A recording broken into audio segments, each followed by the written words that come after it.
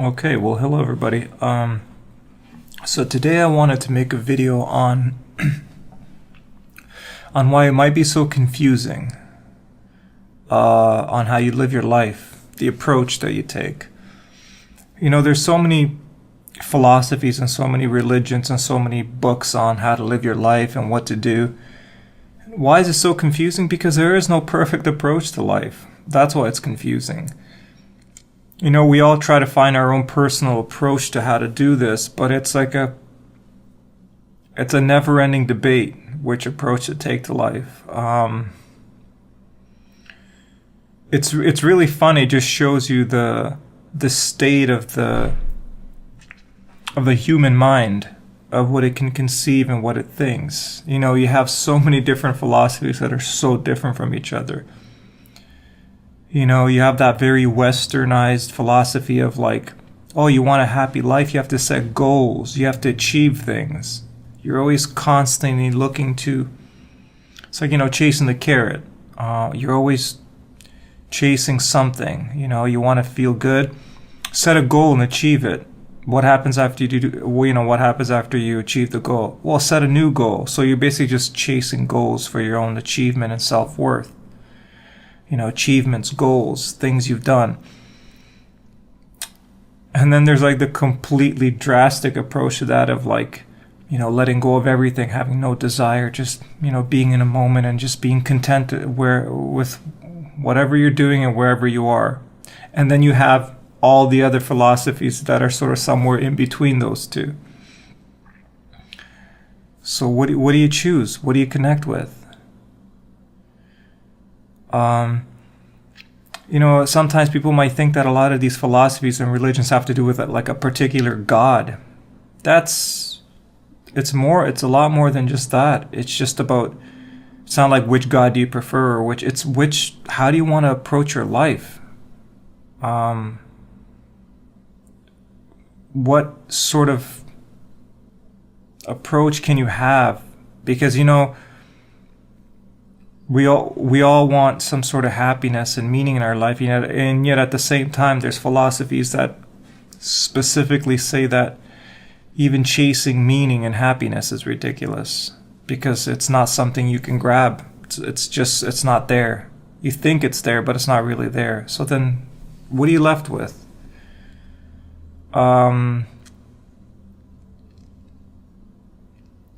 know, if you hear you know, great thinkers of our times talk about a lot of this stuff, most of them at one point they just kind of laugh it off because it is a ridiculous thing. You know, it's so abstract and it just seems so unattainable to figure anything out that makes any sort of sense in your approach to it, because it's you know, there's some pretty extreme philosophies, and I was actually listening to it's not really funny, but it just shows you how like cynical and sort of like people try to just sort of you know. Well, I was listening to an Alan Watts interview, or not interview, he was just like doing a presentation or whatever he was doing, and he was talking about like a certain person he knows. I forgot the name, some philosopher or some sort of person he quoted. And Alan Watts was saying that this particular philosopher, he thinks there's only one meaningful question to ask in life. And that question is, should you kill yourself or should you not kill yourself? Now, the topic of suicide is not funny. There's nothing hilarious about it.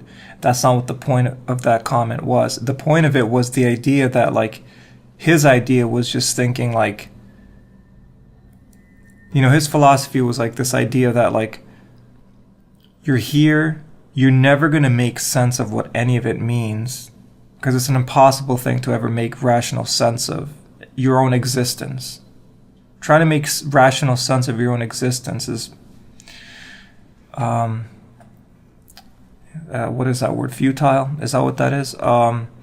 So the idea is you either just accept the fact that it's just this thing that you're never going to make rational sense of and just figure out some sort of approach that you can live with, or just end it all because it's too excruciating, because the madness of like trying to make sense of it all is so overwhelming that, and you can't even function, that you might as well just end it.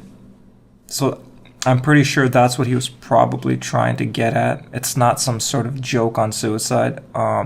But I sympathize with it. I get where he was coming from.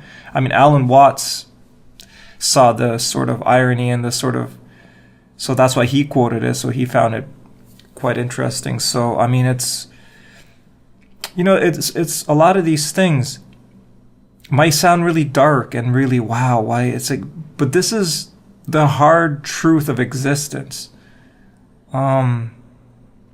Existing is not some sort of soft, bubbly thing, you know?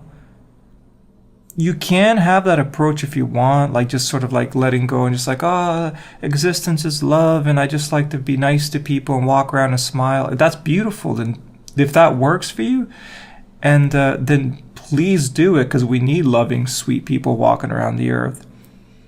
But for people who can kind of maybe go a little overboard with their thought process and, their intellect, that's where it gets you. It's your intellect, because it's like, try to make sense of all this. What approach do I take? What approach do I take in all of this? And seems like for a lot of us, it's a never-ending sort of changing and learning of this whole approach. Maybe you have phases in your life where you're kind of like more Buddhist and you kind of try to let go of everything. I'm just going to live in a moment now. I'm just going to stop thinking about things so much. And then maybe you switch back and forth and go to another approach where you're kind of more, well, maybe I should have maybe I should set some goals and do some things. Yeah, that'll make me happy. And then maybe you just kind of switch back and forth, It's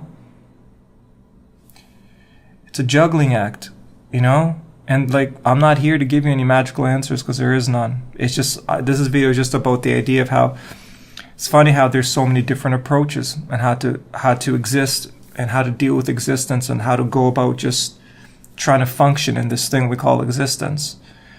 It's a never-ending philosophical debate on what approach to take to existing. Because it can drive you mad if you really try to dissect it too much,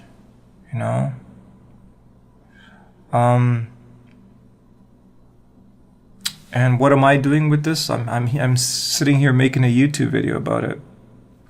That's my way to try to cope with it and try to make sense of it and try to relate with people,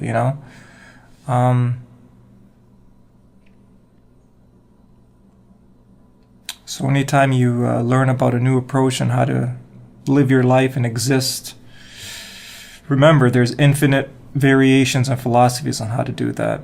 And are any of them perfect or the one that we should all do? Probably not, right? Because it's all abstract. It's all whatever you're connecting with in that moment. So this video is mainly just to sort of laugh at the idea of how many possibilities we have, and that's it. And so I wish you all luck in finding your approach to life and how you want to live it and be happy. And I hope you find something that works for you, because I know it's challenging. And I'll leave it at that. So you guys have a really great day, and take care. Bye.